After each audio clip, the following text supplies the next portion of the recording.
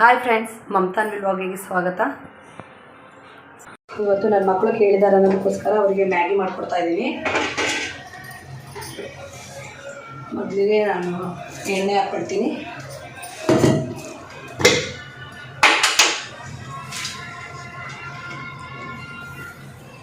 ಒಬ್ಬೊಬ್ಬರು ಒಂದೊಂದು ರೀತಿ ಮ್ಯಾಗಿ ಮಾಡ್ತಾರೆ, ಬಟ್ ನಾನು ಆದರೆ ಯಾವ ರೀತಿ ಜಾಸ್ತಿ ಇಂಗ್ರೀಡಿಯೆಂಟ್ಸ್ ಹಾಕ್ತಾ ಹಾಗೆ ಮಾಡ್ತಾಯಿದ್ದೀನಿ.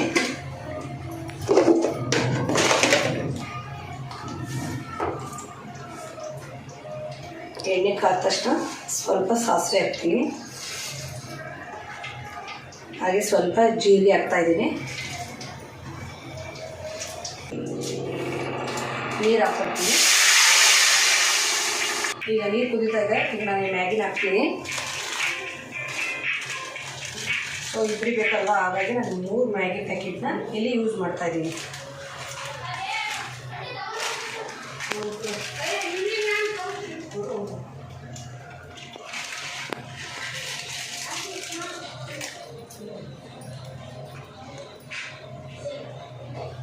ನಾನು ಯಾವುದೇ ರೀತಿಯ ಕಲರ್ನ ಇಲ್ಲಿ ಮಿಕ್ಸ್ ಮಾಡೋಕ್ಕೆ ಇಷ್ಟಪಡಲ್ಲ, ಯಾಕಂದರೆ ಇದು ಮಕ್ಕಳಿಗೋಸ್ಕರ ಅಲ್ವಾ.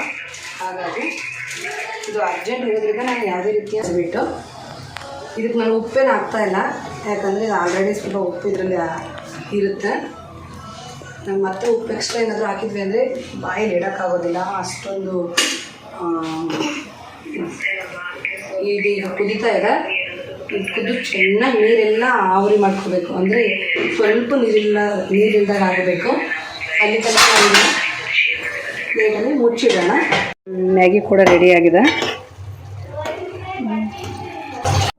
ಮಧ್ಯಾಹ್ನ ತುಂಬ ಬಿಸಿಲಿರೋದ್ರಿಂದ ಅಮ್ಮ ನಿನ್ನೆ ನೈಟು ಜೋಳದ ಮುದ್ದೆ ಮಾಡಿದ್ವಲ್ಲ, ಸೊ ಅದು ತುಂಬಾ ಉಳಿದಿತ್ತು. ಹಾಗಾಗಿ ಅದನ್ನು ಮೊಸರು ಮತ್ತು ಈರುಳ್ಳಿ, ಕೊತ್ತಂಬರಿ ಸೊಪ್ಪು, ಹಸಿಮೆಣಸಿನ್ಕಾಯಿ, ಉಪ್ಪು ಇದಿಷ್ಟನ್ನು ಹಾಕಿ ಚೆನ್ನಾಗಿ ಕಿವುಚಿ ಇದು ಕುಡಿಯೋದ್ರಿಂದ ಆರೋಗ್ಯಕ್ಕೆ ಒಳ್ಳೆಯದು.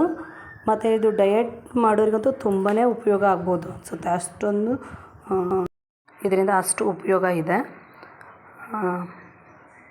ಮಕ್ಕಳು ಸಹ ಮುದ್ದೆ ತಿನ್ನಲ್ಲ ಅನ್ನೋರು ಅಂಥವ್ರಿಗೆ ಇದನ್ನು ಈ ರೀತಿ ಮಾಡಿಕೊಡೋದ್ರಿಂದ ಅವರು ಸಹ ಕುಡಿತಾರೆ. ಅಂಬಲಿ ರೆಡಿ ಆದ ತಕ್ಷಣ ಅಮ್ಮ ಗ್ಲಾಸಿಗೆ ಎಲ್ಲರಿಗೂ ಹಾಕ್ಕೊಟ್ರು. ಎಲ್ಲರೂ ಕುಡಿದು ಸ್ವಲ್ಪ ಹೊತ್ತು ಹಾಗೆ ಟಿ ವಿ ನೋಡಿಕೊಂಡು ರೆಸ್ಟ್ ಮಾಡಿದ್ವಿ.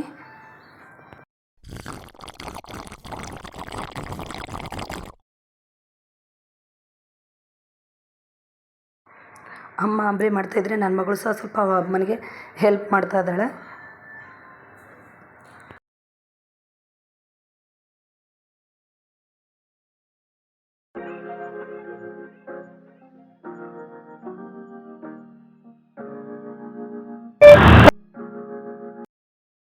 ಸಂಜೆ ಮೇಲೆ ಶಾಪಿಂಗಿಗೆ ಹೋಗೋದಿತ್ತು. ಹಾಗೆ ಈಶ್ವರಪ್ಪರವ್ರು ಬಂದಿದ್ದರು.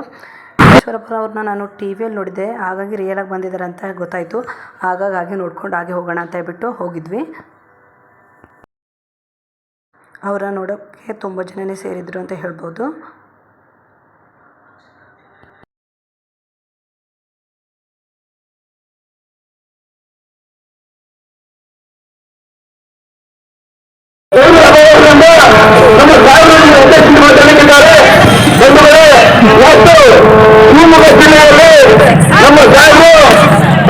ಎಲ್ಲ ಅನುಮತಿಸಿಕೊಂಡು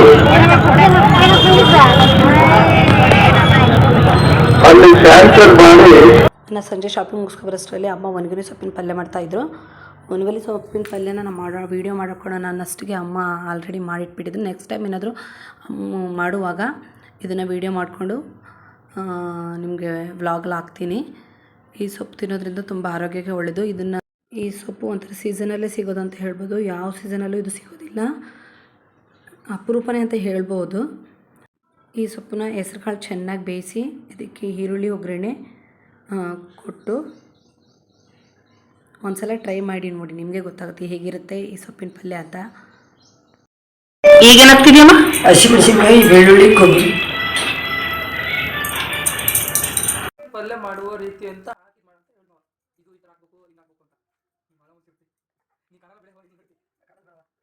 ಈ ಸೊಪ್ಪಿನ ಪಲ್ಯಕ್ಕೆ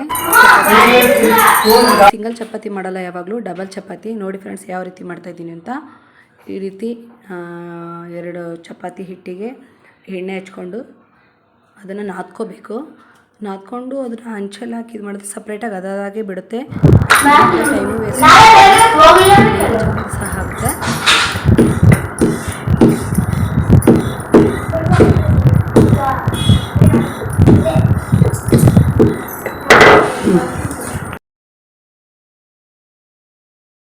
ನೋಡಿದ್ರಲ್ಲ ಫ್ರೆಂಡ್ಸ್ ಇವತ್ತಿನ ವ್ಲಾಗ್ಸ್. ಈ ವ್ಲಾಗ್ ನಿಮಗೆ ಇಷ್ಟ ಆದರೆ ಪ್ಲೀಸ್ ಲೈಕ್ ಮಾಡಿ, ಶೇರ್ ಮಾಡಿ ಮತ್ತು ಕಮೆಂಟ್ ಮಾಡಿ. ತಪ್ಪದೇ ಸಬ್ಸ್ಕ್ರೈಬ್ ಆಗಿ.